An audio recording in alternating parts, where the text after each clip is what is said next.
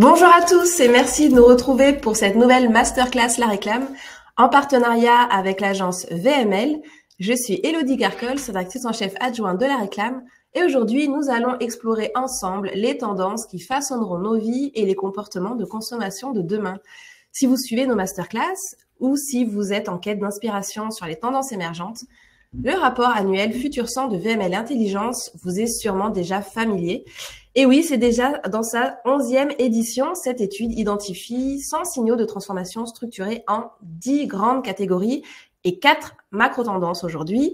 Cette édition 2025 de Futur 100 met en lumière une année placée sous le signe des paradoxes entre accélération technologique, l'IA générative niée par l'étrangère, et retour aux expériences analogiques, entre crainte d'un avenir incertain et espoir en un progrès positif, entre quête de simplicité et aspiration à des expériences toujours plus extraordinaires.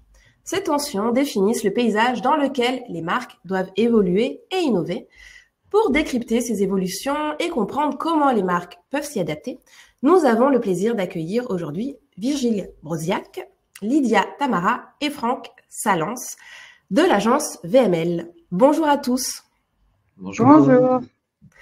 Et pour nous accompagner, Swan Duquesne, rédacteur en chef de La Réclame, sera présent en coulisses pour relayer vos questions. Alors, n'hésitez pas à interagir via le chat et bonne masterclass à tous. Virgile, la parole est à vous.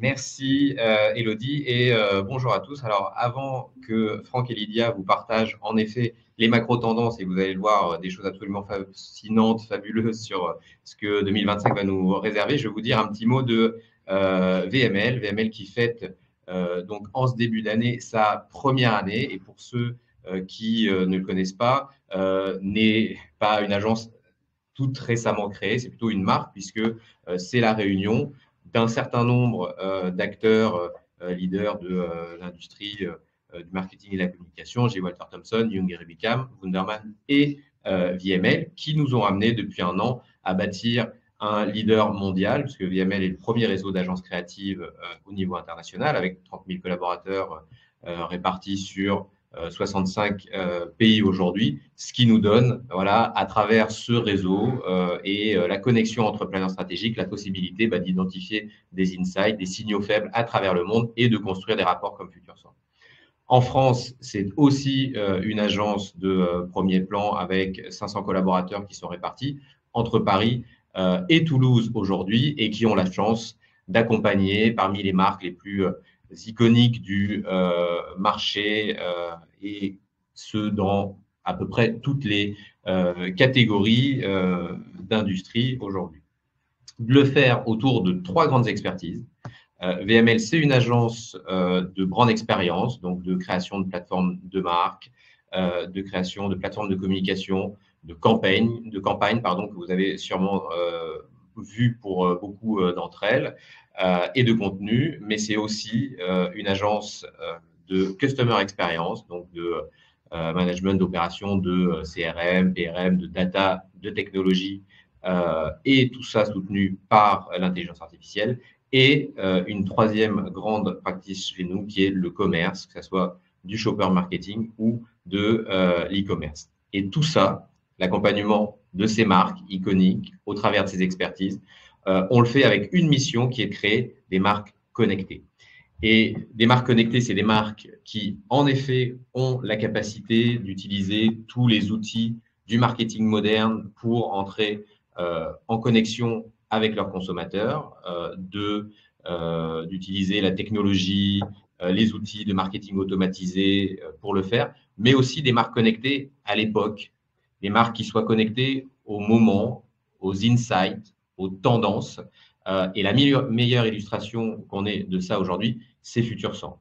C'est cette capacité à identifier des signaux faibles et à un moment à en créer des tendances qui sont autant d'opportunités pour les marques qui veulent se positionner sur des opportunités de croissance. Donc, aujourd'hui, on va vous partager une partie de ce qui est Futur 100 que vous pouvez retrouver sur notre site internet en téléchargement gratuit. Donc, je vous invite évidemment à télécharger l'intégralité du rapport. C'est une mine d'or et je vais passer la main maintenant à Lydia, à Franck pour vous partager un extrait et le meilleur du Futur 100 2025.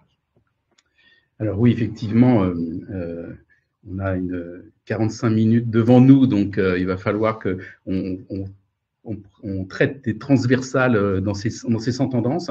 Comme l'a dit Virgile, c'est beaucoup de signaux faibles, beaucoup d'exemples, vous allez le voir, qui montrent un monde en mouvement et dans lequel on essaye de décanter un certain nombre de choses. Mais c'est aussi, depuis 2 ans, une étude quanti qui nous donne un peu un terreau et un terreau de lecture.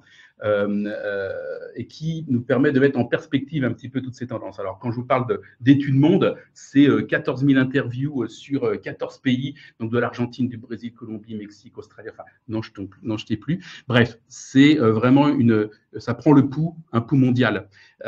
Et c'est une étude qui interroge beaucoup les gens sur leurs sentiments face à l'époque. C'est ça qui va être aussi intéressant, vous allez le voir. Donc, à chaque fois qu'on va vous montrer des chiffres, c'est des chiffres qui sont des chiffres moyennes de ces 14 pays. Et vous allez voir, ce qui est plutôt amusant, en tout cas intéressant, c'est de se rendre compte que ça pourrait être une étude faite France.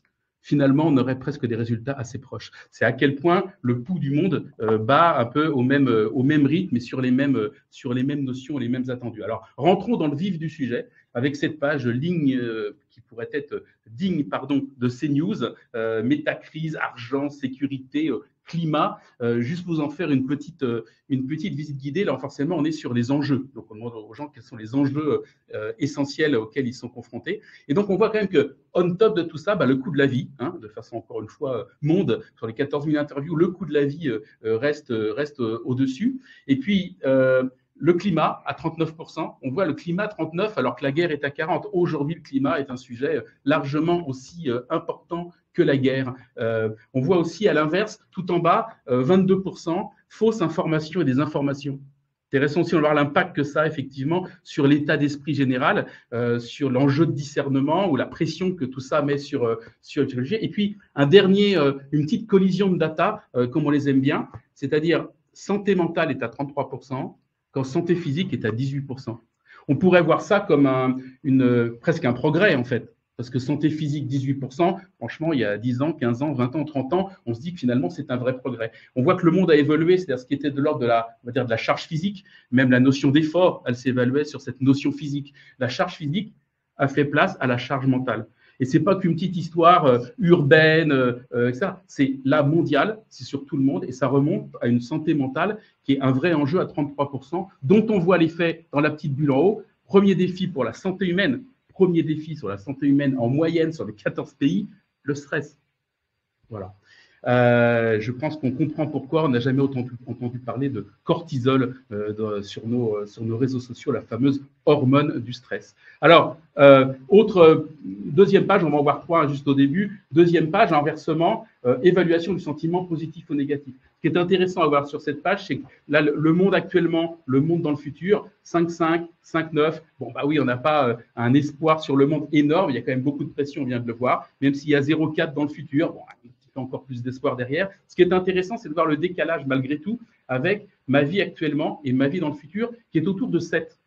Et ça, on va le voir, c'est clé, c'est la nature humaine qui veut ça, c'est comment je corrige l'impact du monde sur ma propre vie et comment je vais créer un certain nombre d'éléments, de bulles, de recherche au-delà du réel, dans le réel, pour me recréer, moi, ma bulle de confort mental, de vie meilleure, qui est autour de 7 et non pas autour de 5,5, ce que m'imposerait le monde. Et puis, dernière image qui là est en revanche, quels sont les éléments que vous voudriez voir au-delà des enjeux. Alors, on retrouve de l'excitation, de la créativité, voilà, à 28-30%. On peut encore croire en la nature humaine, on y voit de l'amitié, de l'amour et de la joie. Et puis, des moments de plaisir. Et puis, ce qui est intéressant, 39% de la paix. Alors, c'est de l'interprétation de data. Est-ce que c'est la paix dans le monde, bien sûr, mais c'est aussi qu'on me foute la paix un petit peu. Et je pense qu'il y a un peu de ça dans la paix. Et on va le voir. Ça impacte aussi les tendances qu'on va vous décrypter maintenant, puisqu'effectivement, toutes ces histoires-là, on va les voir dans 4 grosses tendances. Je ne rentre pas dans le détail parce qu'on va les regarder ensemble. Et on va commencer justement par la Liminal Realities avec Lydia. Liminal realities, j'anticipe un peu la question que je pense que tout le monde se pose. Oui, dans ce rapport de tendance, on va apprendre de nouveaux mots.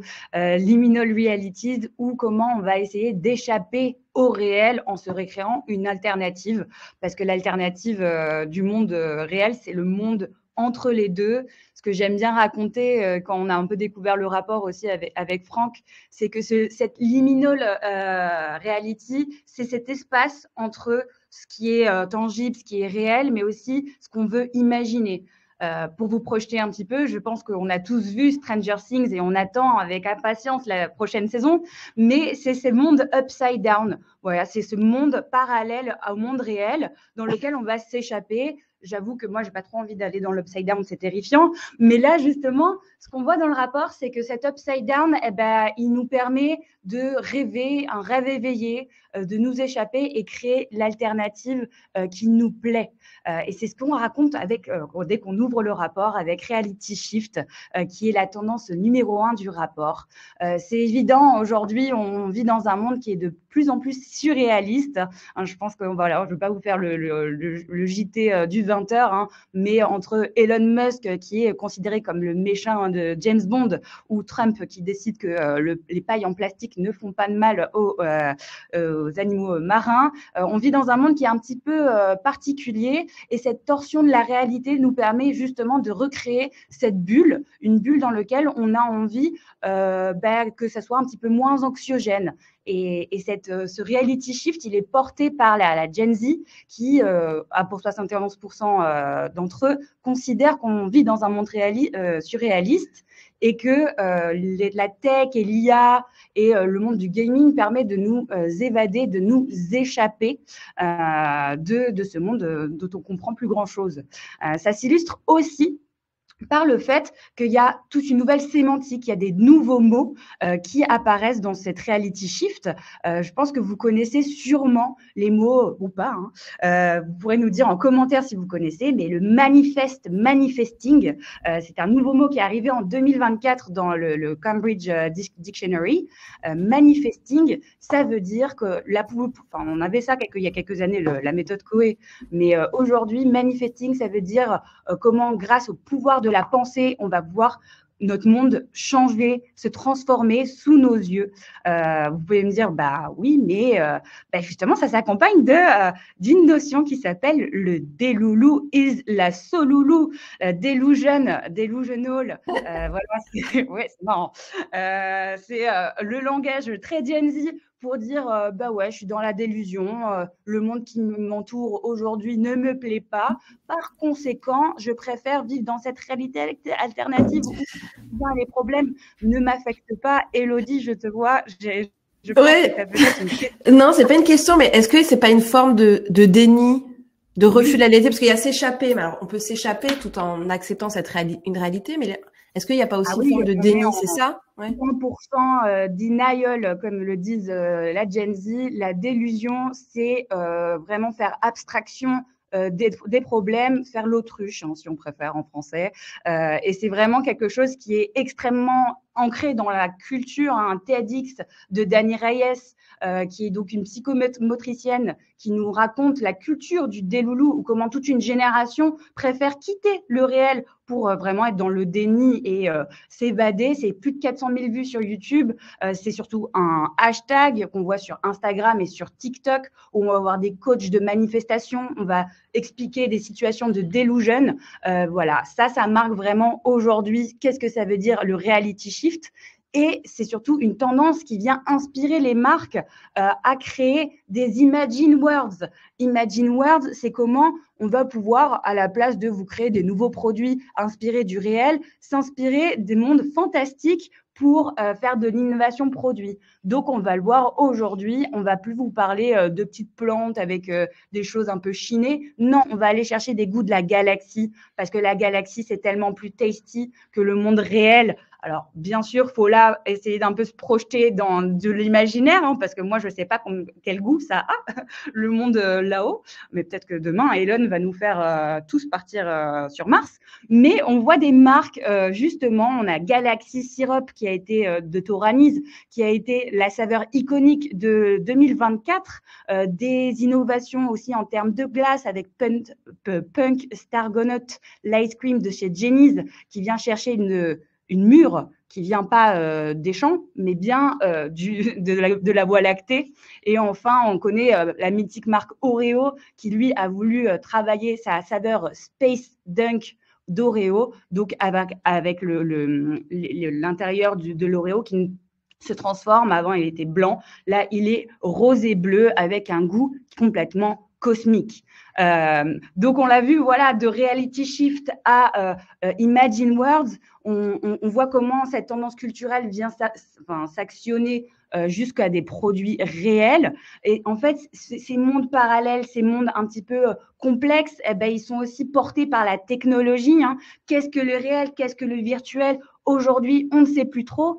Et on voit que grâce à l'IA et l'IA générative particulièrement, on peut réinventer des mondes et des histoires alternatives. Donc aujourd'hui, on pourrait se dire, pourquoi pas que Trump et Biden deviennent les meilleurs du monde et se fassent un road trip en Harley, parce qu'en fait, c'est des best friends, et c'est un artiste qui s'appelle Harry Kunchny qui a proposé ça sur Internet, et ça avait un peu pété le game sur X. Mais c'est de la réalité alternative, c'est aussi des expériences immersives, hein, on le sait. En fin d'année dernière, c'est l'artiste The Weeknd, il n'est pas en fin de carrière, il va très bien, hein, mais il quitte la scène, et il a voulu proposer son premier clip vidéo avec Apple Vision Pro, donc vraiment un storytelling immersif. Je ne sais pas si vous avez déjà essayé l'Apple Vision Pro, mais vous rentrez complètement dans le monde de quelqu'un. Et là, en tout cas, on a pu rentrer dans celui de The Weeknd. Et enfin, une startup émirati, Xpanseo, qui a designé des lentilles qui nous permettent, c'est des lentilles intelligentes, on ne change pas de couleur de yeux, mais par contre, elles sont connectées et on va pouvoir avoir des informations en temps réel. Enfin, vraiment, on a l'impression qu'on est dans Black Mirror. Et donc, tout ça, c'est entre le réel et l'irréel, boosté par la technologie. Et cette technologie qui fait que, en fait, peut-être que même de demain, et c'est pas demain, c'est aujourd'hui, on va défier la mort grâce à l'IA, donc avec la tendance GriefTech qui nous permet justement de garder ce lien, cette connexion avec nos défunts. Donc le principe, c'est d'avoir des bots ou justement des sortes d'animés de nos personnes qui sont décédées, grâce à toutes les informations qu'on va pouvoir lui fournir pour que en fait on ne meure vraiment jamais. Alors. Ça aussi, juste un instant, ça aussi c'est très Black Mirror d'ailleurs cette. Oui. J'ai juste une question de Nathalie et Estelle concernant liminal realities. Est-ce que c'est une sorte de refuge suite au nouveau monde post-Covid? Alors oui, je pense, mais depuis le Covid, c'était il y a 5 ans. Il s'est passé quand même pas mal de choses dans le monde et des choses qui ont été un peu bouleversantes entre les guerres, les conflits, l'inflation, les problématiques de logement, d'emploi. Tout ça, je pense qu'il y a eu un too much qui a fait que ce besoin de se réfugier ailleurs arrive à son paroxysme. Donc oui, je pense qu'au début, ça c'est peut-être animé par le Covid, mais entre le Covid et aujourd'hui, c'est passé tellement de choses que oui, on est sur des générations qui n'ont vécu qu'une adolescence et un début de jeunesse assez compliqué. Mais je ne suis pas sûre que ce soit le Covid qui ait enclenché ces comportements, mais bien les 3 dernières années qui ont été au niveau mondial extrêmement challengeantes. D'accord. Et donc oui. Pardon, dans le Delulu et Isosolulu, il faut avoir en tête que, à la différence peut-être d'une époque il y a 2-3 ans où vraiment c'était je m'escape complètement dans des mondes irréels, c'est vraiment un entre-deux qui est aussi chargé de positif. Oui. C'est-à-dire c'est aussi une solution, c'est j'y vais, j'y retourne, c'est une façon de vivre des choses. Mais c'est pas forcément qu'une façon de totalement s'échapper. C'est l'entre-deux, comme ça, recréer un nouveau possible. C'est aussi comme ça que le voit la génération, et c'est la dimension solulu du Delulu. Oui, d'ailleurs, donc justement, face à ces nouvelles réalités, il y a l'autre versant justement de la même médaille qui rebondit un peu sur ce que vous dites, Franck. et qui apparaît, c'est un peu justement ce retour sur Terre et au réel. Bah, comme toujours, hein, effectivement, il y a toujours des effets et des effets contraires. C'est vrai que j'ai laissé à Lydia l'AI, le nouveau réel, et moi, je vais m'occuper du retour au macramé dans les 10 minutes qui viennent. Plus sérieusement, effectivement, c'est aussi une réaction humaine. C'est-à-dire que face à un réel qui est un peu difficile, il y a deux façons de réagir. Il y a aller au-delà du réel et il y a se reconnecter plus que jamais au réel et au réel qu'on connaît, qui sont les deux grandes façons de réagir à une même réalité. Et là, on le voit dans les chiffres, hein, on retrouve là se reconnecter donc avec soi-même, prioriser le sommeil, passer du temps dans la nature, consacrer du temps à la pleine conscience, pratiquer des loisirs sans technologie, on va le voir, prendre du temps pour mes amis, etc. Et c'est une tendance tout aussi dynamique en fait que celle qu'on vient de voir juste avant et qui s'illustre ne serait-ce que première illustration, le trend 22 du Travel Hospitality, je viens de renverser un verre d'eau, pardon, du trend Hospitality,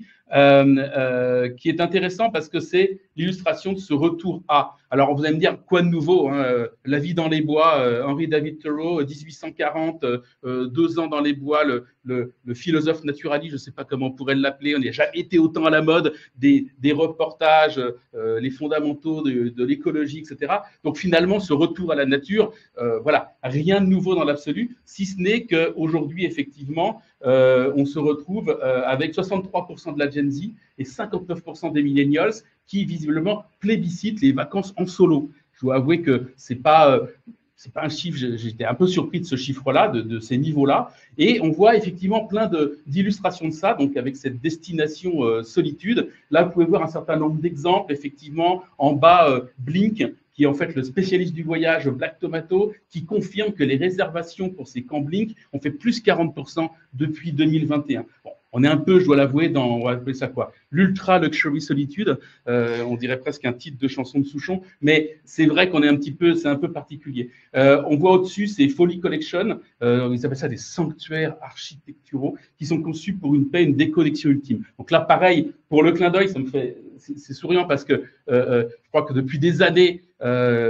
l'hospitality se bat pour faire du Wi-Fi garanti. Et bien maintenant, retournement de situation, puisqu'on va faire du non-Wi-Fi garanti, comme quoi effectivement les mondes tournent. Et puis en haut à droite, c'est le label Quiet Park International qui vient labelliser les beautés acoustiques exceptionnelles des parcs. Bon, là aussi, petit clin d'œil, c'est en les labellisant, ils risquent d'attirer du monde et je ne sais pas combien de temps ils vont rester quiet s'ils attirent trop de monde. Donc, c'est un peu toute source ces ironies-là, effectivement, qu'il peut y avoir. Pour autant, on pourrait dire, merci Franck, tous ces petits exemples très boboland. La tendance, évidemment, elle s'illustre là par le Travel Hospitality, mais dans la réalité, on a pour client Center Park, et je peux vous dire que le retour à la Follow Your Nature, qui est la plateforme qu'on vient d'avoir, est totalement dans cette tendance-là. Donc, ça ne s'illustre pas que par des choses aussi pointues, c'est une réalité de ce retour à. Deuxième, donc je vous parlais de macramé tout à l'heure, eh bien oui, le mouvement analogique, the analog movement, tendance 8. Alors, pour les plus avertis ou attentifs, vous aurez repéré en haut à droite, j'espère que vous l'avez vu, parce que j'ai pris la peine d'aller capturer ça sur TikTok. Évidemment, Taylor Swift, qui fait son Needle Point Era. Voilà, forcément, ça donne plus un peu de tendance quand Taylor Swift commence à faire de la couture. Trêve de plaisanterie. Gardons en tête que le hashtag crafting tutorial fait 9 millions de vues sur TikTok. Donc là encore, on est en train de parler de quelque chose de relativement majeur. Dans l'étude, on est allé interroger Stéphane Walters, que vous connaissez sans doute pas, mais qui est un thérapeute de la Harley Thérapie de Londres, qui nous donne un peu de rationnel derrière tout ça. Il nous explique, je lis, notre cerveau subcortical peut être présent et calme, tandis que notre néocortex peut enfin souffler.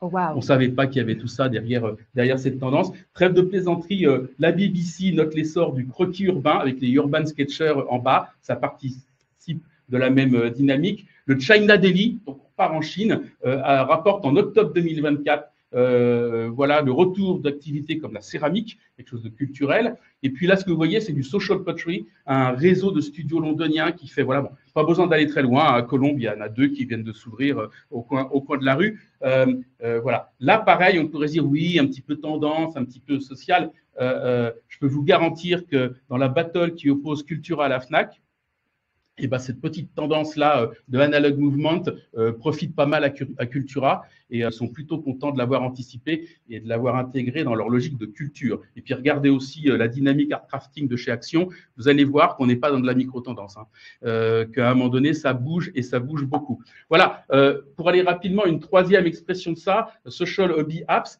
Alors, ce qui est intéressant sur ça, on sait tous hein, que depuis 3 ans, Tinder a perdu 20 millions d'utilisateurs, que ce qu'on appelle la dating fatigue fait que la capitalisation de tous ces applis de rencontre a fondu de 80%. Et du coup, ce qu'on voit à l'inverse, c'est effectivement la grande montée des passion points, voilà, des applis de passion ou de centres d'intérêt, qui redeviennent effectivement, Strava, quand il a lancé sa messagerie instantanée, s'est rendu compte qu'il n'était pas qu'une appli de course, qu'il était aussi un petit peu une appli de rencontre. Vous voyez là aussi Letterboxd qui a franchi le cap des 16 millions. Alors, Letterboxd, on se rend compte autour du cinéma, c'est un peu finalement le ciné-club. Voilà, c'est un très très gros ciné-club, hein, parce que 16 millions en octobre 2024. On voit effectivement cette grosse tendance à se retrouver autour de points de passion via des applis, mais aussi du coup qui en appellent au réel. Et puis j'ai envie de finir sur cette partie-là sur un appel collectif, allez tous à poil, puisqu'en fait le social sauna a une belle tendance. Alors peut-être que l'année prochaine on fera une présentation en collectif dans un très tous au sauna. On peut installer ça au 8e du campus WPP et on vous y attend. Plus sérieusement, rien de nouveau. Hein. Les saunas des pays nordiques, les hammams des pays arabes, les sento japonais ont toujours été des lieux de socialisation. Ce qui est amusant, c'est ce que vous voyez qu'en image là, c'est à San Francisco, le Alchemy Spring, à Londres, le Community Sauna Bass, et à New York, le Other Ships, qui se définit comme un lieu de bien-être social urbain. Voilà. Derrière ce petit clin d'œil, il faut y voir effectivement le retour à la connexion, on va dire, la connexion sociale et le retour à l'analogique, si j'ose dire. Voilà. En tout cas, il y a des échanges sur le chat. Ça suscite beaucoup de… Toutes ces tendances suscitent beaucoup de commentaires et pas seulement la dernière. Voilà, non, pas encore de… Ça échange beaucoup d'ailleurs, c'est bien. On parle de social, des apps social, ben, ça échange beaucoup sur le chat, mais il n'y a pas encore de véritables questions. Donc je vous laisse poursuivre. Trop bien. Ben, on passe à la troisième verticale de cette présentation avec Creativity Economy. Je m'éloigne encore une petite fois du macramé pour revenir à la tech et vous parler d'IA. Ce qui est intéressant de voir, c'est qu'aujourd'hui, l'avenir de la créativité humaine est un peu questionné. Hein. Je ne vous fais pas le tableau. Hein. On sait que l'IA a provoqué un vrai bouleversement profond dans le monde de la création. On a une agence publicitaire de nature et donc même au sein de nos équipes de création, la question de la place de l'IA, surtout l'IA générative, s'est imposée. Et en fait, ce qui est intéressant de voir, c'est qu'il y a des nouveaux métiers qui sont arrivés. Hein. Le prompteur n'est pas aujourd'hui juste quelques mots donnés à une machine, mais bien un art de rédaction qui nous permet de franchir des gaps en images, en vidéo, en musique, en scénario. Tout ça fait qu'aujourd'hui, le métier de création évolue et même un peu challengé. Et on le voit aujourd'hui avec Aïda. Moi, c'est Lydia. Peut-être que je suis pas une gynoïde, mais peut-être que l'année prochaine, je viendrai avec mon alter intelligent. Oui, peut-être que on va me créer… Et robotique. On va me robotiser. Aïda, c'est donc une gynoïde. Donc c'est ces personnages qui sont donc c'est des robots intelligents qui ont une forme humaine. Hein. On voit que c'est l'alternative à l'humanoïde. Le gynoïde, c'est quand c'est appliqué à un caractère féminin. Et Aïda, Aïda, c'est une artiste. C'est une artiste qui a justement, grâce à l'intelligence artificielle, pu travailler sur des portraits dont un a été extrêmement célèbre, c'est celui d'Alan Turing, qui a été vendu à $1 million chez Sotheby's, et c'est ce qui a été expliqué et illustré dans la tendance de Curator Economy, hein, face au flot inédit de contenu que nous prépare l'IA. comment guider nos choix. Et la question qui se pose aujourd'hui, c'est OK, on va avoir des humanoïdes qui vont pouvoir créer de l'art. Quelle place on va donner à l'homme? L'algorithme peut créer, mais seul l'humain peut donner du sens et de la valeur à cette création. Et c'est ça qui est intéressant aujourd'hui, c'est que même si on va pouvoir aller dépasser des limites et des frontières de création, la place de l'humain n'est pas remise au second plan, mais bien revalorisée.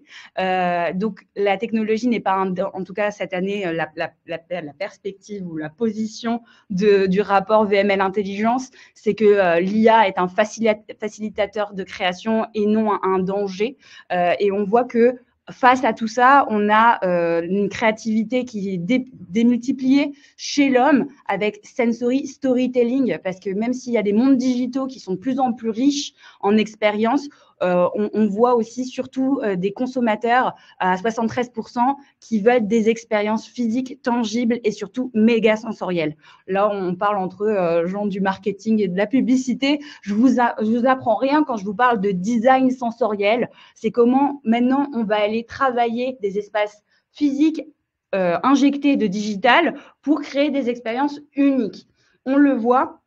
Aujourd'hui, on a envie d'entendre, on a envie de toucher, on a envie de goûter, on a envie de sentir. Et c'est des expériences physiques qui se démultiplient. On a Liberty London, c'est un musée à sentir. L'idée, c'est qu'ils ont transformé le parfum, c'est une boutique de parfum, en expérience artistique, le Nauséum. Nauséum, c'est une installation interactive créée par Tasha Marks. C'est 360 nez de clients et d'employés qui ont été scannés en 3D et qui sont exposés. Donc, vous avez des walls et des walls, plein de murs avec des niphases. Voilà. Il ne faut pas en avoir des péninsules, mais en tout cas, il y a des nez qui libèrent des molécules de parfum. Donc, c'est une exploration olfactive inédite et surtout quelque chose d'extrêmement, comment on appelle ça, mémorable surtout. Et enfin, pour conclure cette partie-là, je voulais vous parler d'une tendance de packaging, une tendance de packaging qui est extrêmement drôle, qui s'appelle le chaos packaging, où la créativité a encore plus de valeur pour les marques. On le voit aujourd'hui, on a une problématique d'unification dans les rayons. Les marques se ressemblent, les produits, les MDD, tout le monde fait la même chose. Donc, globalement, personne ne ressort. Mais certaines marques, des marques de niche et parfois des marques grand public, eux, ont voulu investir dans la créativité, une créativité qui est à portée de main, donc c'est-à-dire sur leur packaging, pour vraiment créer de la conversation, être un peu buzzworthy et créer des chaos packaging. Petit exemple, je pense que vous connaissez peut-être la marque anglaise Potts. Potts, de base, c'est une marque qui est connue pour ses sauces gravy. Alors, nous, Français, nous ne raffolons pas de gravy, c'est un goût particulier. Mais en Angleterre et aussi aux États-Unis, ça fait partie de leur culture du dimanche. Le pot roast, on va avoir notre gibier ou notre poulet assaisonné d'une bonne sauce. C'était en général des sortes de packaging, à savoir le gravy, c'est pas très, très joli, c'est pas très esthétisant, ça donne pas très faim. Et ils ont décidé de s'inspirer des packaging de bière artisanale pour vraiment redonner une bouffée de jeunesse, une bouffée d'air frais à un produit qui est justement un petit peu traditionnel, ancré dans les habitudes de conso des Anglais. À côté de ça, on va avoir Ocean, j'espère que je le dis bien. C'est une boisson d'électrolytes. Les électrolytes, on en parle tout le temps. Vous avez en parapharmacie des boissons énergisantes. Eux, ils ont décidé de s'inspirer du monde de la cosmétique pour créer une sorte de pompe. Une pompe qui pourrait être en fait votre crème de jour pour abriter leur packaging.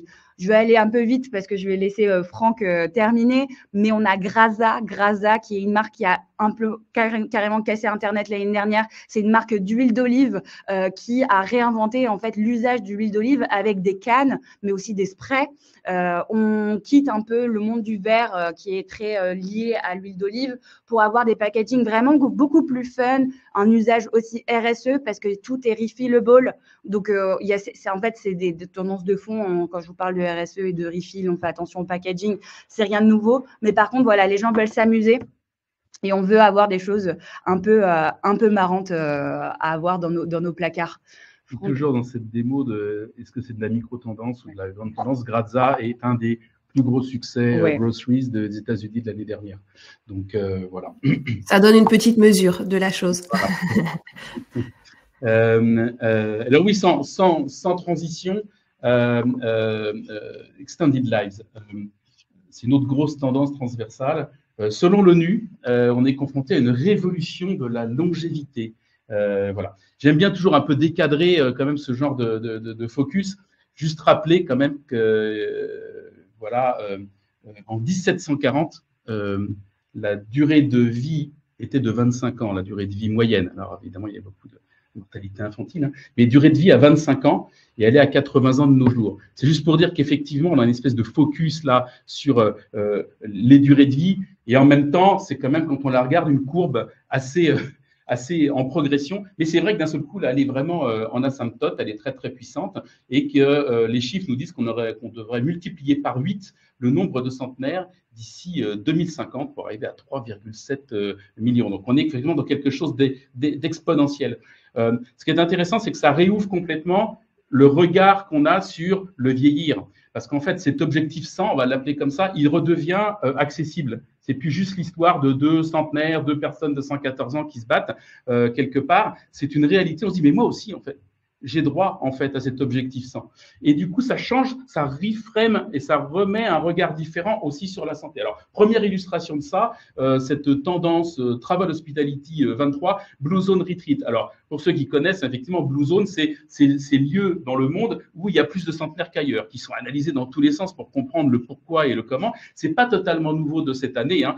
Effectivement, c'est un concept de fond. Et le Blue Zone, notamment là, le gros reportage de Netflix à 1 an et demi maintenant. Ce qui est intéressant, c'est que cette formulation derrière le terme de Blue Zone donne lieu aujourd'hui effectivement à un vrai marketing, encore un petit peu niche, mais qui va sans doute s'étendre de plus en plus. Alors là, vous voyez en octobre 2024, l'hôtel Okinawa, bon, 5 étoiles hein, au Japon, parce qu'Okinawa est une Blue Zone. J'ai lu qu'il y avait un sommelier en légumes d'Okinawa qui est venu faire un petit peu les petites assiettes. Là, pareil, hein, on est un petit peu quand même dans le haut du luxe. Aux États-Unis, à Santa Fe, là, le 2 novembre 2024, il y avait une Blue Zone Retreat, bon, $4 000 par personne. Il faut quand même un petit peu prévoir son budget. En mai 2025, si vous avez raté la précédente, il y en a une effectivement en Thaïlande, auquel je vous invite. Au-delà du clin d'œil, ce principe de Blue Zone, comme je viens de le dire, il illustre cette façon de dire comment je vais non seulement aller à 100 ans, mais dès aujourd'hui trouver les façons de vieillir bien jusqu'à 100 ans. C'est pas tant d'aller à 100 ans, c'est de le faire en bonne santé et beaucoup d'expressions marketing vont effectivement aller dans ce sens-là. On voit aussi de la 45 Food and Drink, le circadian snacking. Donc en fait, ça, on parle du rythme circadien, qui est le même mot en français, même si on l'utilise pas souvent, qui est notre histoire d'horloge interne du corps humain. C'est aussi super intéressant parce que rien de nouveau dans l'absolu. Hein, je vous parlais tout à l'heure du cortisol. Le cortisol, en fait, faut savoir, c'est une hormone qui, à un moment donné, du stress et de l'énergie. Notre corps fait en sorte d'en envoyer plus le matin, parce qu'ancestralement, c'était pour chasser, cueillir et pêcher. Bon, maintenant, il se trouve qu'on regarde les écrans le soir, donc ça met un peu le boxon. Mais du coup, effectivement, cette histoire de revenir à notre horloge interne, et vous avez sans doute entendu, c'est à la fois des choses de niche, mais aussi dans le discours aujourd'hui de santé, de plus en plus, on entend parler de ce retour à notre rythme. Et là, ce qu'on voit effectivement, c'est au Japon, la start-up Dotme qui s'est associée avec 7-Eleven Japan, donc voilà, du 7-7 et qui a lancé la gamme Cycle Me, qui est effectivement une gamme de produits qui vient s'adapter et se caler sur notre horloge interne. On voit aussi là, toujours effectivement dans la nutrition de précision, toujours très très fort au Japon et en Asie. Et là, c'est la nouvelle collaboration entre Shiseido et la marque de jus de légumes joli ma petite fiche parce que Kagome, voilà, c'est très précis, et qui a lancé la boisson Rutina. Voilà. Et cette boisson, à un moment donné, de la même façon, elle vient s'adapter à notre cycle circadien. Voilà. Donc, ce qui va être intéressant, c'est là, on est en niche parce qu'on regarde le signal faible, mais c'est tout le travail qu'il va y avoir derrière ça et ce véritable fossé éducatif, un nouveau type de discours santé qui va évidemment venir s'inscrire autour de ça, juste pour rappeler quand même que selon McKinsey, on parle quand même de 1,8 milliard de dollars sur le bien-être, hein, avec une croissance annuelle de 10,23%, toujours très précis ces chiffres, jusqu'en 2032. Donc, effectivement, on n'est qu'au tout début d'une grande tendance. Et puis là, Instant Health Cocktail, donc ce n'est pas juste des cocktails santé. Ce qui est intéressant dans cette tendance, c'est qu'elle s'appuie effectivement sur une tendance de fond de moins en moins d'alcool. Les jeunes seraient tentés à prendre de moins d'alcool. 61% des Gen Zers américains nous disent ça. Selon Mintel, 71% des Gen Z et 73% des Millennials seraient tentés par ce mode de vie qu'on appelle sober curious. Voilà, pour faire. Ce qui est amusant, c'est qu'en fait, dans les nouveaux lancements, il y en a un là notamment qui est un docteur, Giulietta Octavio, qui a lancé sa gamme Sebon AF. Vous le voyez, des petits champignons en fait. En fait, le principe est de dire non seulement c'est naturel, mais je vais quand même aller chercher les effets de l'alcool. En fait, il n'y a pas de raison. Donc là, c'est de l'alcool-free mushroom infused apéritif, n'est-ce pas, mais qui promet quand même d'agir grâce à enrichir en adaptogène et en nootropique, qui promet d'améliorer l'humeur et les sensations de l'alcool. Donc, toujours plus loin quand même dans de la recherche. Et en même temps, on parle de produits extrêmement naturels.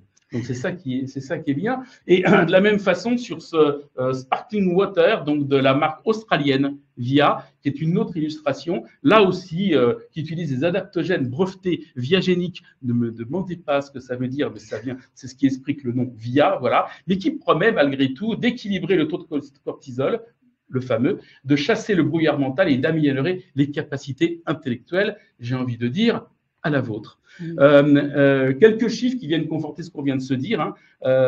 Voilà, j'aime l'idée d'une vie longue et en bonne santé, donc qui va accompagner un petit peu tout ça. Et dernière illustration de cette tendance de comment, puisque je vais vivre plus longtemps, comment je vis mieux aussi, comment je fais en sorte d'être dans cette bonne santé, l'Augmented Humans. Donc, on y voit notamment là, effectivement, pas totalement nouveau, puisque les exosquelettes, c'est pas nouveau, sauf que là, vient d'être lancé par la start-up Skip, ce pantalon de randonnée qui s'appelle Mogo, voilà, qui est un pantalon simplement pour aller plus loin, pour augmenter les capacités d'assistance musculaire à 40%.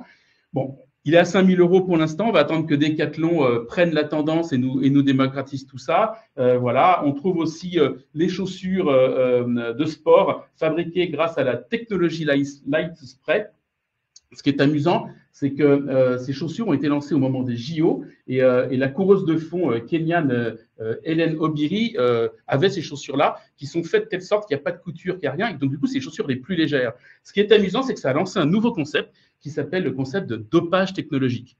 Voilà, comme quoi l'évolution et le progrès ressoulèvent d'autres questions, puisque effectivement, cette technologie donne de la valeur ajoutée aux sportifs.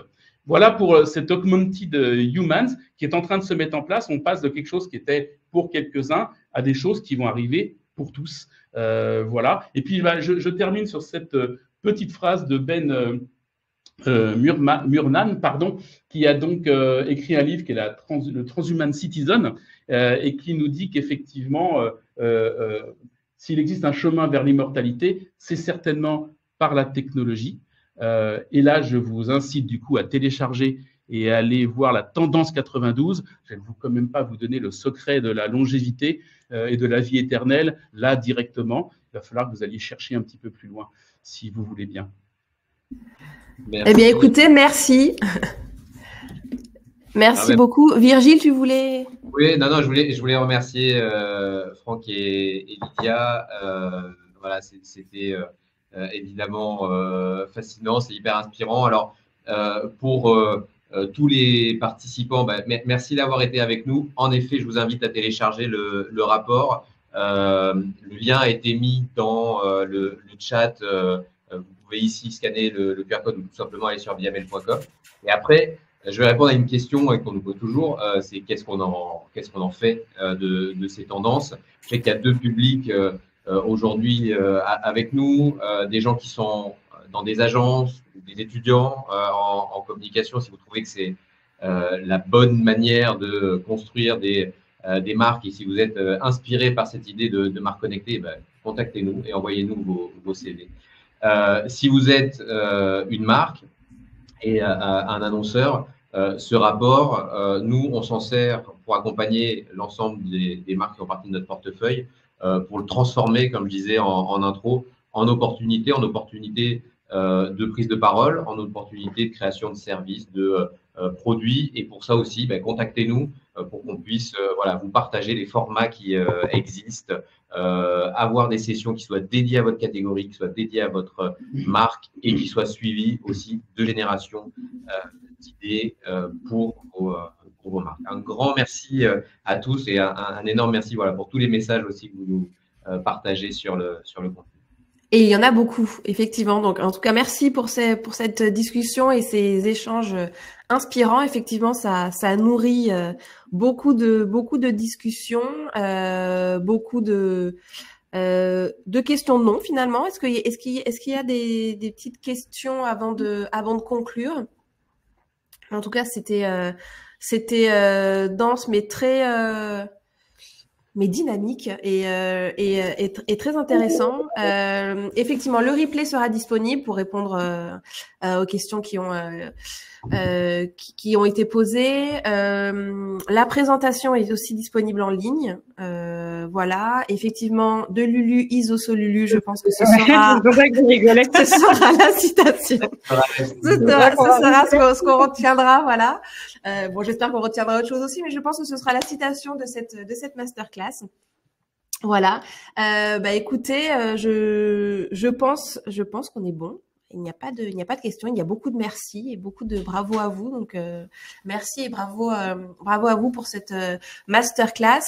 En tout cas, je tiens à remercier avant de conclure aussi notre partenaire technique Livestorm, voilà, pour avoir soutenu tous ces nombreux inscrits et participants. Merci à tous de nous avoir suivis et je vous donne rendez-vous pour une prochaine masterclass La Réclame et sans doute l'année prochaine pour une masterclass avec VML et ses tendances inspirantes. Dans le sauna, oui, dans le sauna. Voilà. Exactement. Oui, évidemment, pour que tout le monde puisse regarder. Écoutez, merci beaucoup. Rendez-vous est pris et il me reste plus qu'à vous souhaiter une excellente journée. À très bientôt. Au revoir. Merci, au revoir.